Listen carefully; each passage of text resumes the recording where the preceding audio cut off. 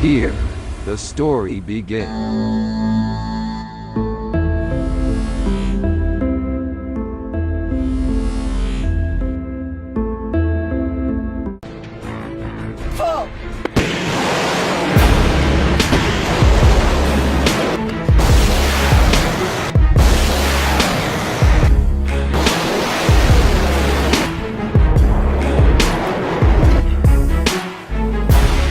The Chinese military is expanding its collaborations with foreign universities, sometimes concealing its scientists' military ties, according to an Australian report published Tuesday.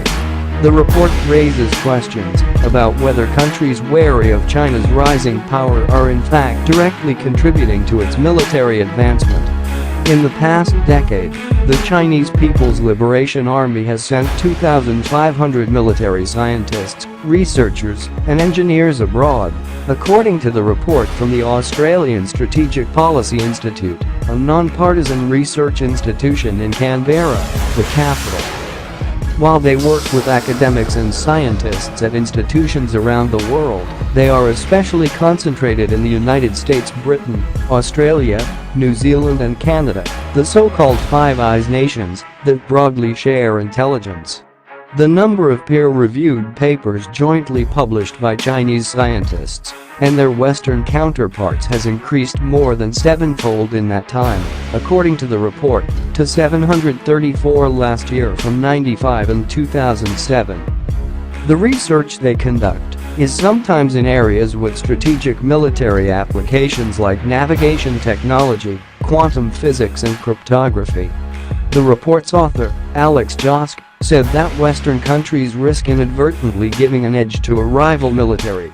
China is not an ally, it's increasingly a competitor in the Pacific, he said in an interview.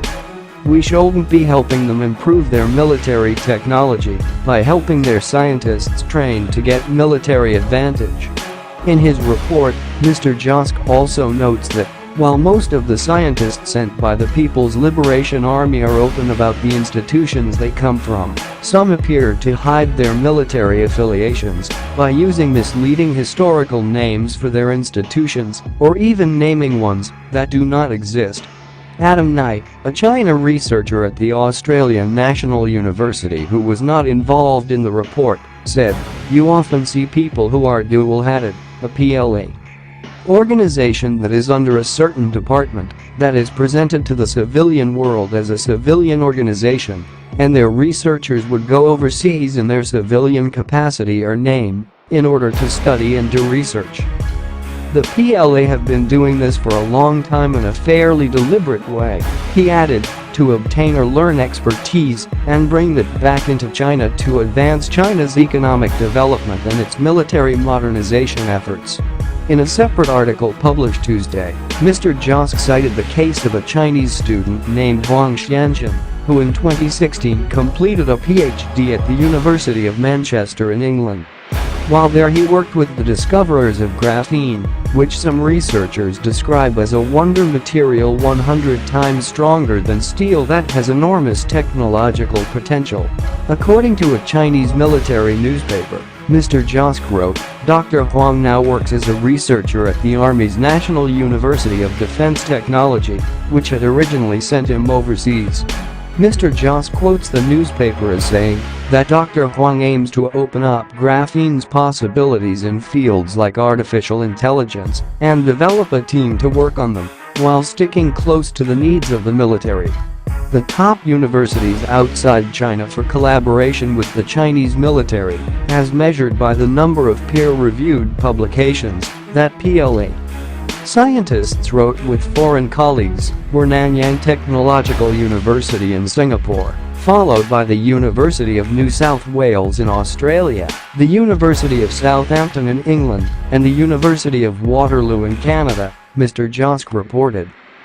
The top three American ones he cited are Georgia Tech, the Illinois Institute of Technology and the United States Naval Academy.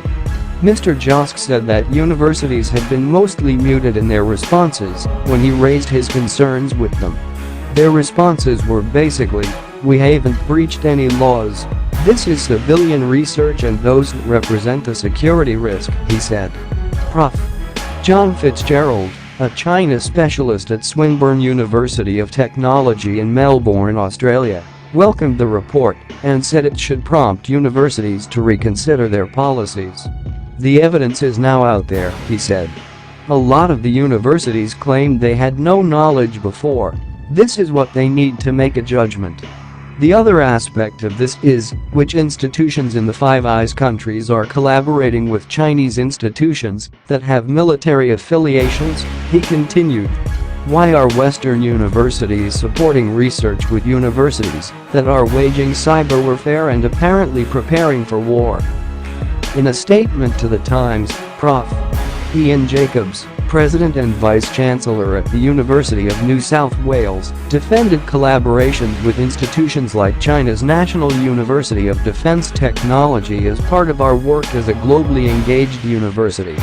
"This research has been published in internationally peer-reviewed academic journals which are in the public domain," he said, adding that the university conducts rigorous assessments to ensure collaborations do not end up exporting military expertise.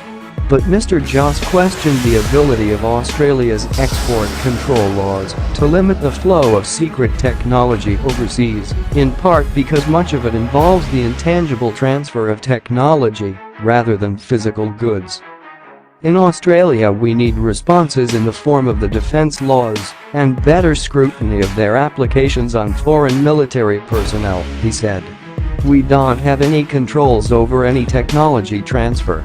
So for any PLA member in Australia, it's totally legal to transfer technology to that person, even if it were illegal to do it across the border." Despite concerns about Chinese influence on academic freedom and even national politics, Australian universities have been bolstered by Chinese money flowing in, as have Australian businesses. At universities, it has often taken the form of student enrollment. Some have major partnerships with China like the Torch Innovation Project, which supports science and technology research at the University of New South Wales with up to 100 million Australian dollars, or about 71 million, in Chinese investment in exchange for sharing the findings. "Universities are in the business of research," said Professor Fitzgerald of Swinburne University. "This isn't about recruiting students or student numbers, it's really about being at the cutting edge of technology and the reputational advantages of being in on breakthroughs, and China at the present time is at the forefront. The institutions see opportunities to fund research and to push themselves up the competitive ladder and to enjoy any potential commercial spin-offs of that research," he said. But if Australian universities do not scrutinize Chinese applicants more carefully, the government may start doing it for them, Professor Fitzgerald said. "It's a risky argument for a university to make, saying there's no law against it," he said. "Are they inviting greater legislation? Wouldn't it be better to act on the knowledge in their possession and behave like responsible autonomous institutions?" The Australian government has signaled it may step in to protect against foreign threats if large organizations do not. In a speech on Monday, Mike Burgess, the head of the Australian Signals Directorate, the government's cybersecurity agency, noted that strategic and economic power is shifting east, as are the centers of expertise for technology, research and development. While not naming China, Mr. Burgess elaborated on the government's recent decision to bar the Chinese technology giants Huawei and ZTE from providing equipment to support Australia's new fifth-generation, or 5G, telecommunications networks. 5G technology will underpin the communications that Australians rely on every day, Mr. Burgess said at a national security dinner in Canberra. "This is about more than just protecting the confidentiality of our information. It is also about integrity and availability of the data and systems on which we depend. Getting security right for our critical infrastructure is paramount." He also said that the agency's mandate was changing and that it now had an important role in advising government how best to navigate major technology and strategic shifts. He added, "Our work is informed by us mastering technology